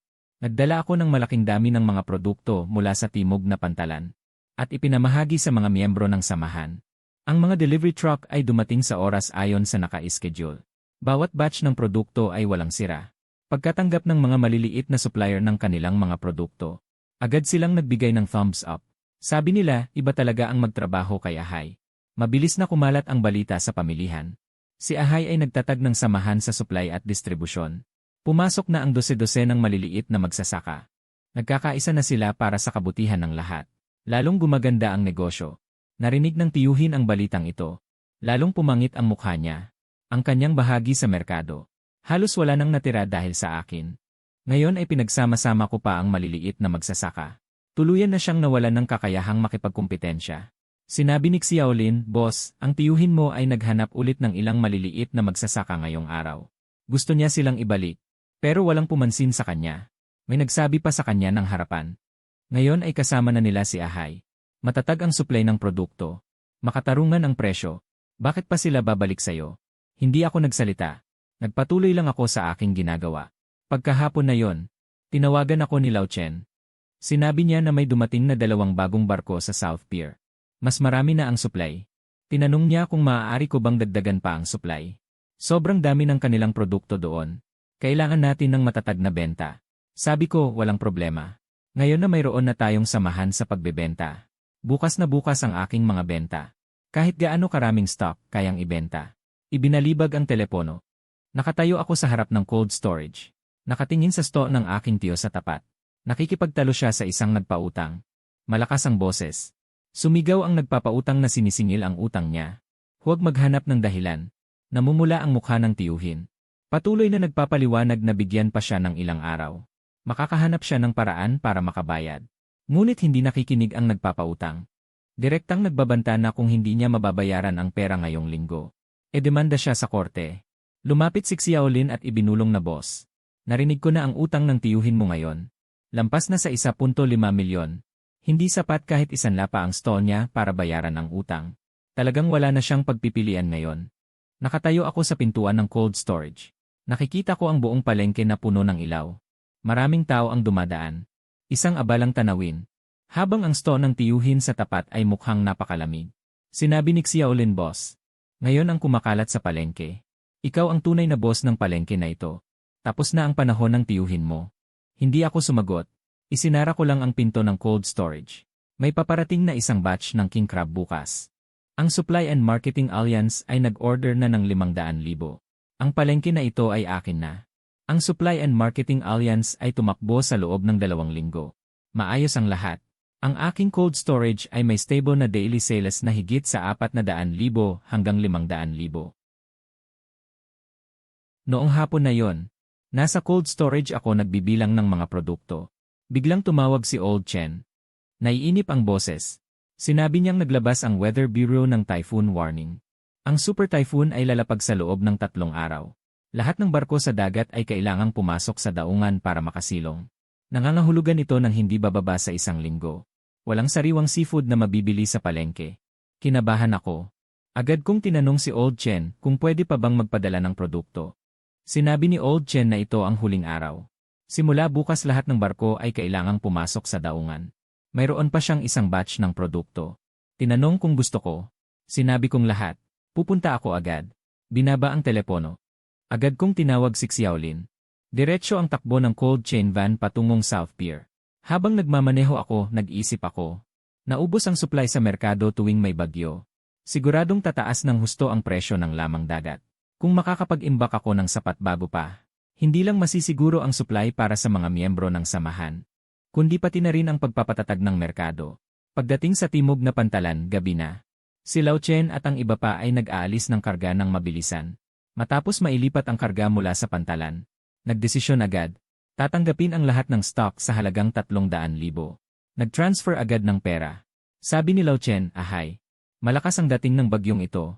Kailangan mong maghanda. Sa tingin ko ay titigil ito ng 1 linggo sa pinakamababa. Siguradong maubusan sa merkado. Tumango ako. Sinabi kong alam ko ang aking ginagawa. Nagdala ng mga produkto pabalik sa merkado magdamag. Madaling araw na 11:00 ng gabi. Nagsimula kaming mag-sort at mag-package ni Xiaolin para sa bodega. Sinuri ko talaga ang backup power ng cold storage. Upang matiyak na hindi magkakaroon ng power outage habang may bagyo. Kinabukasan ng umaga, nagsimulang kumalat ang balita tungkol sa bagyo sa merkado. Maraming may-ari ng stall ang nag-imbak ng mga produkto ng madalian. Ngunit karamihan sa mga barko ay nakadaong na. Walang mabiling produkto. Sinabi ni Xiaolin, boss. Ngayon, lahat ay nag-aagawan ng mga produkto sa merkado. Tumaas na ng 30% ang presyo. Sabi ko, huwag magmadali. Unahin nating siguruhin ang supply para sa mga miyembro ng alyansa. Ang mga sobrang produkto, titingnan natin ang sitwasyon. Tinipon ko ang mga miyembro ng alyansa para sa isang pulong. Sabi ko, darating ang bagyo. Maubusan ang merkado ng hindi bababa sa 1 linggo. Nag-imbak na ako ng mga produkto ng maaga. Upang matiyak na ang supply ninyo ay hindi maapektuhan. Hindi tataas ang presyo. Nakaramdam ng ginhawa ang ilang maliliit na negosyante nang marinig ito. Sinabi nila, ahay, matalas talaga ang iyong pangitain. Kung hindi, mapipilitan kaming magsara ngayong pagkakataon. Pagkatapos ng pagpupulong, nagsimulang lumapit sa akin ang ibang may-ari ng mga stall sa palengke. Nais nilang bilhin ang mga kalakal sa mataas na presyo. Tinanggihan ko silang lahat. Ang supply ay dapat unahing garantiya para sa mga miyembro ng alyansa. Sa hapon, may balitang narinig ako. Nag-ipon din ng mga kalakal ang iyong tiyuhin. Sinabi ni Xiaolin na nangutang ng malaking interes ang iyong tiyuhin. Bumili ng malaking dami ng kalakal sa mataas na presyo mula sa ilang maliliit na pantalan. Nabalitaan kong nais niyang kumita ng malaki at makabangon sa panahon ng bagyo. Nanlamig ang aking dibdib. Wala nang mapupuntahan ang tiyuhin ko ngayon. Sumugal na siya ng husto sa pagkakataong ito. Ngunit ang kanyang luma at ilang mga refrigerator ay hindi kakayanin ang bigat. Kapag nagkaproblema ang malaking dami ng kalakal, magiging malaki ang pinsala.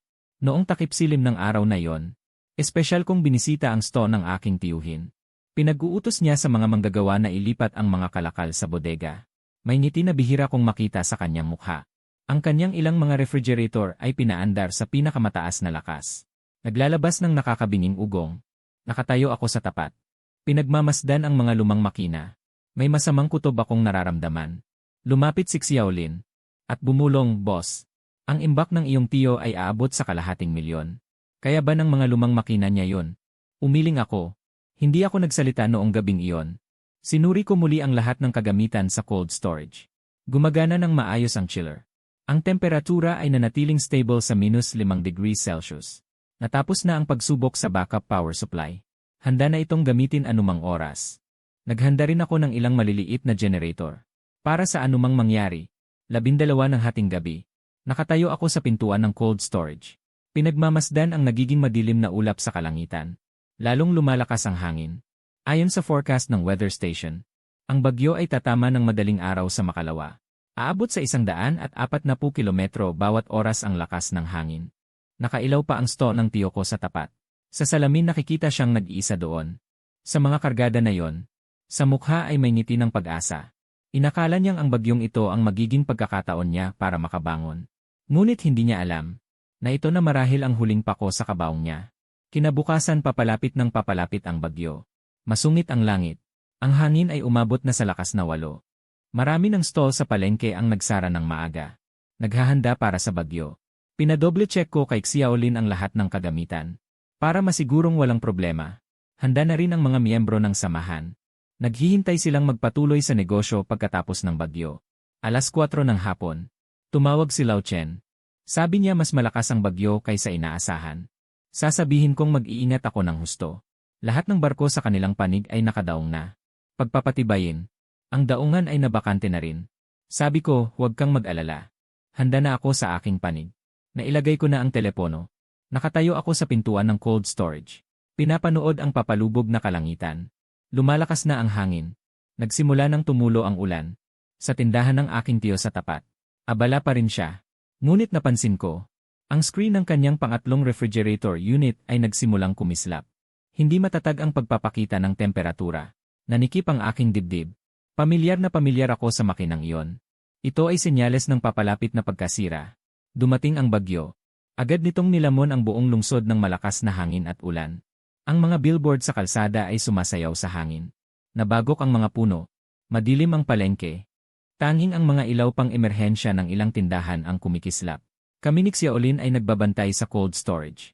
Mahigpit na binabantayan ang operasyon ng mga kagamitan. Maayos ang pagtakbo ng refrigerator unit. Matatag ang temperatura.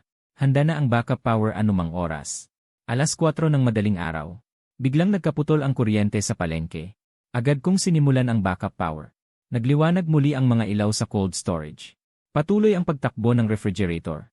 Nakahanap ako ng ginhawa. Iyan ang bentahe ng paghahanda ng maaga. Nakasilip si Xiaolin sa bintana palabas. Bigla niyang sabi, "Boss, parang may nangyari sa iyong tiyuhin." Lumakad ako palapit. At tumingin sa tapat sa pamamagitan ng tabing ng ulan. Ang stall ng aking tiyo. Madilim lahat. Lahat ng mga refrigerator ay tumigil sa paggana. Hawak niya ang flashlight at nagpapalipat-lipat sa loob. Malinaw na naghahanap ng backup na power supply. Ngunit hindi siya naghanda. Sabi ni Xiaolin, "Boss, kung patuloy na mawawalan ng kuryente doon, lahat ng mga paninda ay masasayang." Hindi ako nagsalita. Patuloy na binabantayan ang aking kagamitan. Ang bagyo ay tumagal ng 6 na oras. Unti-unting humina ang hangin at ulan. Pumuti na ang langit. Lumabas ako ng cold storage. Magulo ang palengke. Nakakalat ang mga bagay na nahulog at tubig.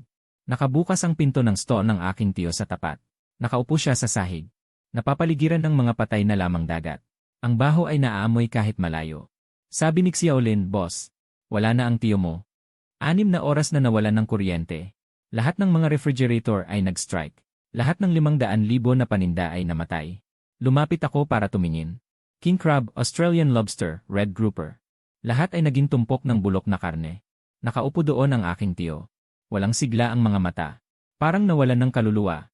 Nang makita niya ako, nagkaroon ng bahid ng komplikadong emosyon sa kanyang mga mata. Ngunit sa huli ay wala siyang sinabi. Bumaba lang siya ng ulo. Umalis ako. Hindi ko na siya tiningnan. Bumalik sa cold storage. Sinimulan kong bilangin ang mga paninda. 0 loss habang nagbabagyo. Lahat ng lamang dagat ay buhay. Agad kong inabisuhan ang mga miyembro ng alyansa na maaari na silang magsimulang mag-supply. 10:00 ng umaga. Nagbukas na muli ang palengke. Ngunit karamihan sa mga stall ay nalugi ng malaki dahil sa pagkawala ng kuryente. Wala silang mabentang produkto.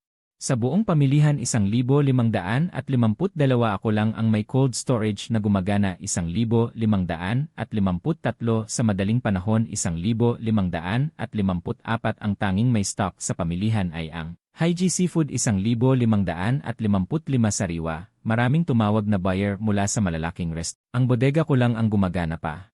Sa madaling panahon, ang tanging may stock sa pamilihan ay ang Haiji Seafood. Sariwa, maraming tumawag na buyer mula sa malalaking restaurant. Sariwang hipon, tinatanong ako kung kaya kong mag-supply. Sabi ko kaya. Ngunit ang presyo ay dapat batay sa kasalukuyang presyo sa pamilihan. Pagkatapos ng bagyo, kakaunti ang supply ng lamang dagat. Tumataas na ang presyo. Uunahin ang mga supplier. Hindi magbabago ang presyo ng supply. Iba pang customer ayon sa presyo sa pamilihan. Ang aking cold storage ay siksikan sa araw na yon. Mga may-ari ng restaurant, individual na mamimili. Kahit ang mga may-ari ng iba pang stall ay pumunta sa akin para kumuha ng paninda. Nagbibigay ako ayon sa pagkakasunod-sunod. Tinitiyak ko na ang bawat customer ay makakakuha ng paninda. Ngunit hindi ako mag-imbak ng maramihan para magtaas ng presyo. Masayang sabi ni Xiaolin, boss. Ang kita ngayong araw ay lumampas na sa 1,000,000. Hindi ako nagsalita. Hindi ito ang resulta na gusto ko. Ngunit ito ang batas ng pamilihan. Ang mga naghanda ay nabubuhay. Ang mga hindi naghanda ay naiiwan. 3 ng hapon. Ilang mga nangungutang ang dumating sa store ng tiyuhin. Tinitingnan nila ang tambak ng mga patay na lamang dagat. Nang ingitim ang kanilang mga mukha. Isa sa kanila ay itinuro ang tiyuhin. Malakas niyang sinabi, Lauli. Paano mo babayaran ang perang hiniram mo sa amin? Magkano ang halaga ng mga bulok na panindang ito? Nakatayo ang tiyuhin doon. Nakayuko, patuloy niyang sinabi, bigyan mo pa ako ng kaunting oras. Hahanap ako ng paraan para bayaran ang utang. Hindi nakinig ang mga pinagkakautangan. Direkta nilang sinabi na kung hindi mababayaran ang pera sa loob ng 3 araw, demanda siya sa korte. Isasara ang kanyang stall. Ang tiyuhin ay tila nawala ng lakas. Sumandal sa pader at hindi makapagsalita. Sabi ni Xiaolin, boss, ang 500,000 na halaga ng paninda ng iyong tiyuhin ay nasira lahat. At may utang siyang mahigit 1,000,000. Hindi na siya makakabangon. Nakatayo ako sa labas ng cold storage. Tinitingnan ang sitwasyon sa kabilang panig. Walang anumang alon sa aking puso. Nang gabing iyon, ganap nang nakalipas ang bagyo. Nagninning ang langit. Nakatayo ako sa pintuan ng pamilihan. Pinagmamasdan ang mga bituin sa kalangitan. Ang bagyong ito ay ganap na nagbago sa ayos ng pamilihan. Sa tapat, sa store ng aking tiyo, nakabukas pa ang ilaw. Nakatayo siya doon mag-isa. Nakatingin sa tumpok ng bulok na lamang dagat nang hindi gumagalaw. Ang mga refrigerator ay tuluyang nasira.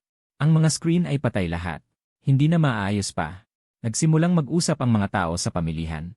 Sinasabi na ang aking tiyo ay ganap ng nalugi sa pagkakataong ito. Bago ang bagyo, nagtaya ng lahat. Nanghiram ng pera para mag-imbak ng produkto. Ang resulta, isang gabi ay lahat ay nawala. Hindi na siya makakabangon pa.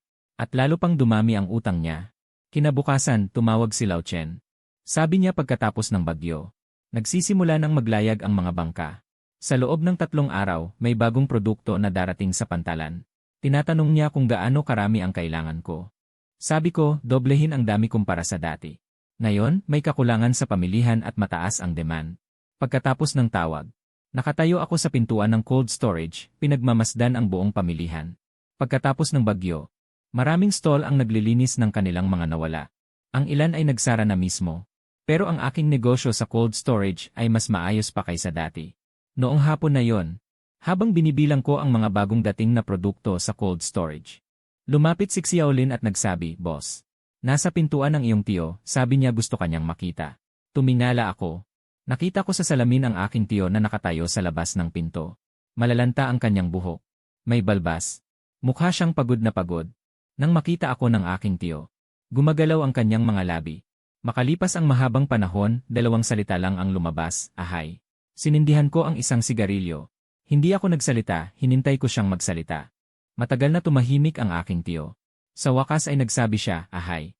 Hinihiling ko lang sa iyo ang isang bagay. Maaari mo ba akong pahiramin ng pera? Tinitigan ko siya pero hindi ako sumagot. Nagpatuloy si uncle na magsalita tungkol sa gabing may bagyo. Nawala lahat ng mga paninda ko. Ngayon araw-araw na pumupunta ang mga pinagkakautangan ko. Sinasabing dadalhin ako sa korte. Talagang wala na akong mapuntahan. Maaari mo bang tulungan ang tiyuhin mo dahil magkapamilya tayo? Tulungan mo ang tiyuhin mo. Pinagpag ko ang abo ng sigarilyo ko. Kalmadong sinabi, tiyo. Magkano ang utang mo? Nakayuko ang tiyuhin ko habang sinasabi na kasama ang interes ay 1.6 milyon. Sabi ko, hindi ba malaking halaga ang 1.6 milyon? Tuminala ang tiyuhin ko. Medyo namumula ang mga mata niya. Sabi, ahay. Alam ko na nagkasala ako sa iyo noon dahil sa 120,000 nagkamali ako. Napalaki na ng negosyo mo ngayon. Ang 1.6 milyon ay hindi malaking bagay para sa iyo. Hiram mo sana sa akin. Tiyak na babayaran ka ni tiyo sa susunod. Tinitignan ko siya habang sinasabi, tiyo. Paano mo babayaran? Natigilan ang tiyuhin. Sinabi niyang mayroon pa akong stall na yon. Kahit hindi na ito mahalaga ngayon. Nasa magandang lokasyon pa rin ito. Kapag nakabangon na ako, siguradong maibabalik ko sa iyo ang puhunan at interes. Umiti ako at sinabi, Tio. Sa tingin mo makakabangon ka pa? Nagalit ang tiyuhin ko sa sinabi ko. Namumula ang kanyang mukha. Nagpatuloy ako sa pagsasalita, bago ang bagyo, nagbigay ang Weather Bureau ng babala.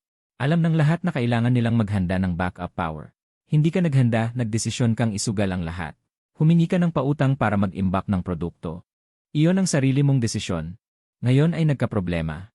Lumapit ka sa akin para humiram ng pera. Bakit naman? Sinabi ng tiyuhin, ahay. Magpinsan tayo. Sinabi ko, noong nagbahagi tayo ng kita. Hindi mo ako itinuring na pinsan. 365 araw sa isang taon. Sumama ako sa iyo, nagpagod akong mamatay tawan. Binigyan mo ako ng 120,000. Sabi ko pinaghirapan ko lang. Ngayon naman ay nagkaproblema ka. Naaalala mo na ngayon na magpinsan tayo. Natahimik ang tiyuhin ko sa sinabi ko. Nakatayo lang siya doon na tila nawala ng lakas. Pinatay ko ang upos ng sigarilyo at sinabi, Tio, matutulungan kita. Pero hindi sa pagpapahiram sa iyo ng pera. Biglang lumiwanag ang mga mata ng tiyuhin ko. Sinabi niya, ahay, sabihin mo lang basta matulungan mo si Tio na malagpasan ang paghihirap. Kahit anong kondisyon, okay lang. Sinabi ko, ibigay mo sa akin ang stall mo. Magbibigay ako ng 1.6 milyon para bayaran ang lahat ng utang mo. Natigilan ang tiyuhin ko. Hindi siya nagsalita ng matagal. Sinabi ko sa kanya, yung stall na yun ay isang walang laman na shell lang. Lahat ng refrigeration machine ay sira na. At nawala na rin lahat ng kliyente. Kahit hindi niya ibigay sa akin. Pupunta pa rin ang mga pinagkakautangan niya sa korte para ipasiz ito. Kaysa masiz ito, mas mabuting ibenta na lang sa akin. At least mababayaran ang mga utang. Hindi ka makukulong. Naging maputla ang mukha ng tiyuhin ko. Nanginginig ang labi niyang sinabi, ahay. Ang stall na iyan ay pinaghirapan ko ng mahigit 10 taon. Sabi ko, ang pinaghirapan ay hindi mabibili ng pera. Mayroon na lang siyang 2 pagpipilian ngayon. Maaaring ibigay niya sa akin ang stall. At bayaran ang utang. At magsimulang muli. O kaya naman ay maghintay na akusahan at isara ang stall. At makulong pa. Bahala siyang mamili. Napatulala ang uncle. Nakatayo lamang doon. Tinitingnan niya ako. Sa kanyang mga mata may galit. May hindi pagtanggap, ngunit sa huli ay naging kawalan ng lakas. Sinabi niya, ahay, maaari mo bang dagdagan pa ang pera? Umiling ako. Sinabi kong ang 1.6 milyon ay ang presyo sa merkado. Ang kasalukuyang kalagayan ng kanyang stall. Ay maganda na ang halaga niyan. Tahimik ang uncle ng matagal. Sa huli, yumuko siya at sinabi, pag-iisipan ko. Sinabi ko, ang palugit na binigay ng nagpapautang sa iyo ay 3 araw. Ngayon ay 2 araw na. Wala kang masyadong oras para mag-isip. Hindi na muling nagsalita ang uncle. Bumaling at umalis. Ang kanyang likuran.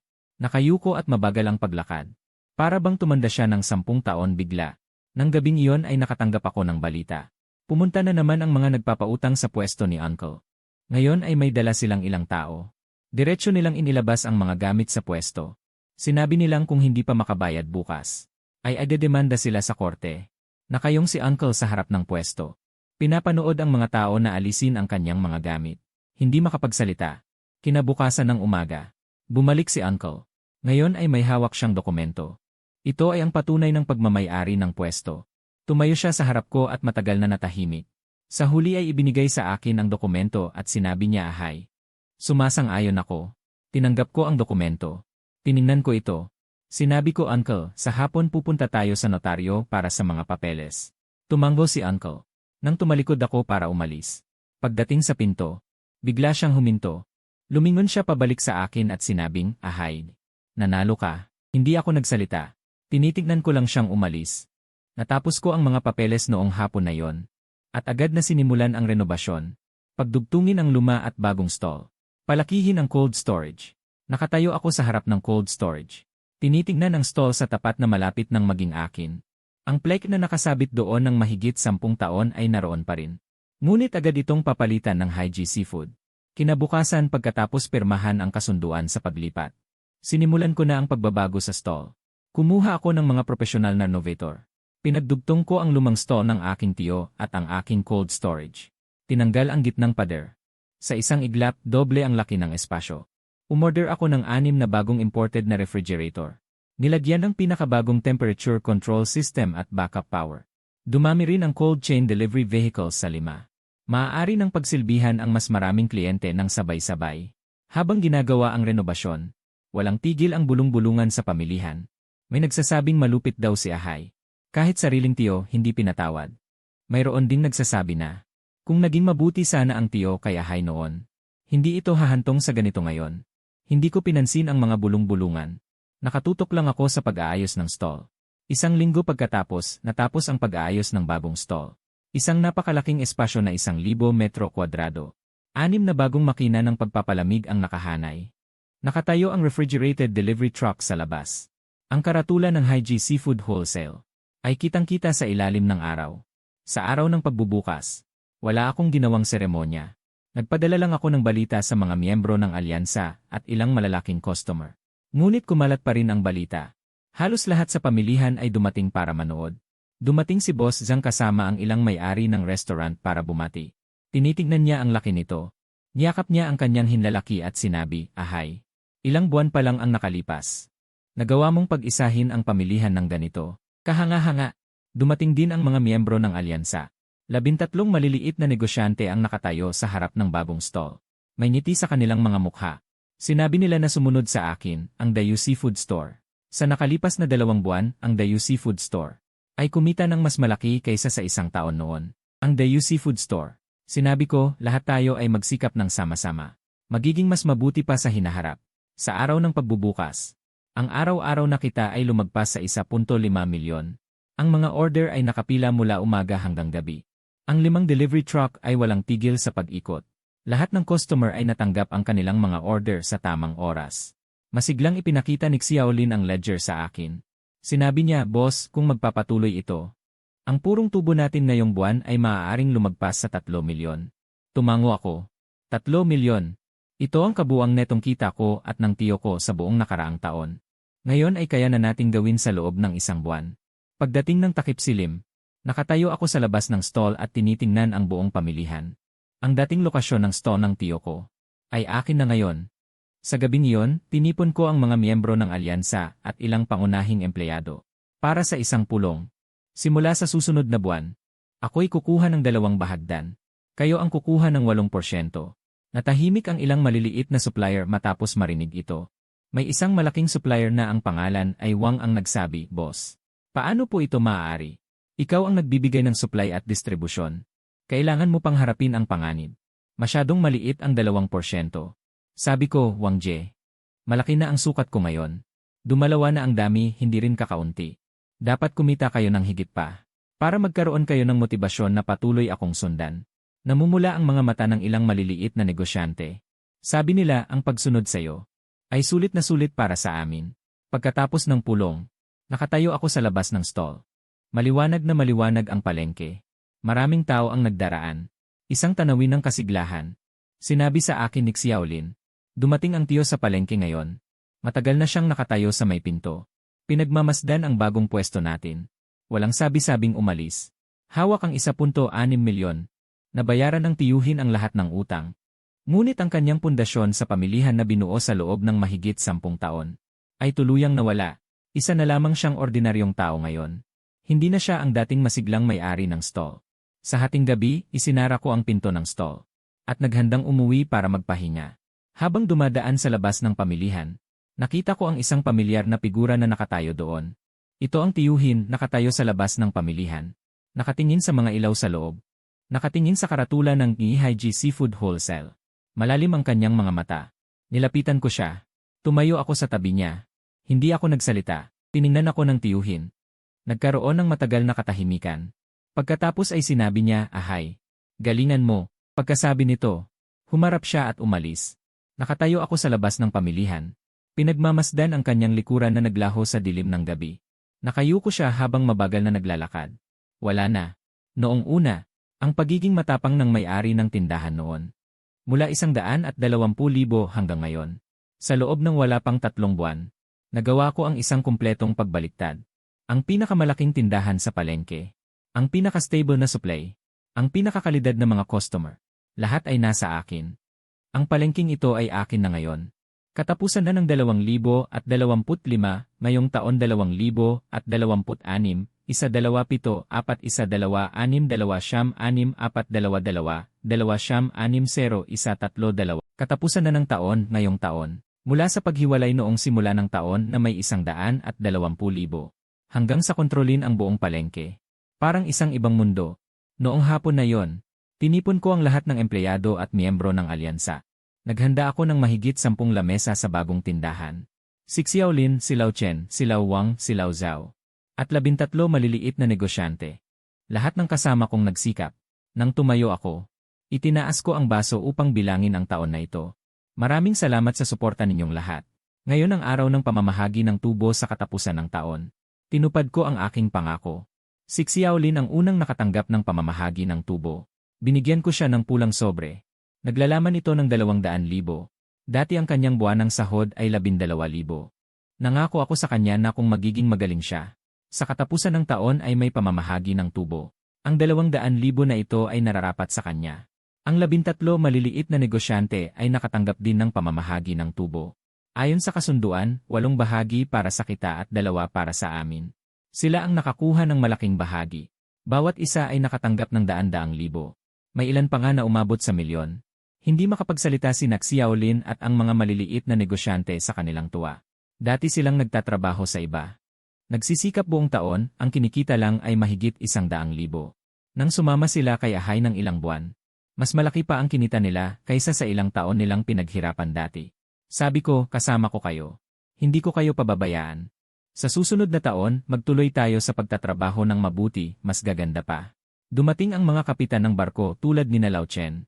Naghanda ako ng isang malaking regalo para sa bawat isa sa kanila. Salamat sa inyong suporta ngayong taon. Pumalakpak si Lao Chen sa balikat ko at sinabing, Ahay, mabait ka talaga. Hindi kami nagkamali ng pinili.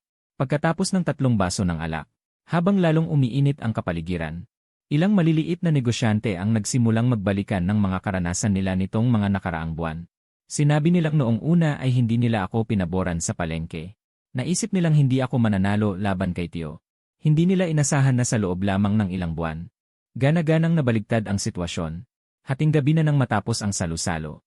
Nakatayo ako sa harap ng aking tindahan. Lumapit si Xiaolin, hawak ang isang ledger at pinakita ito sa akin. Sinabi niyang mula nang magbukas hanggang ngayon, ang kabuang kita ay 23 milyon. Ang netong tubo ay 8.5 milyon. Kinuha ko ang ledger. Pinagmasdan ko ang mga numero. Nakipagsosyo ako kay Tio buong taon kahapon.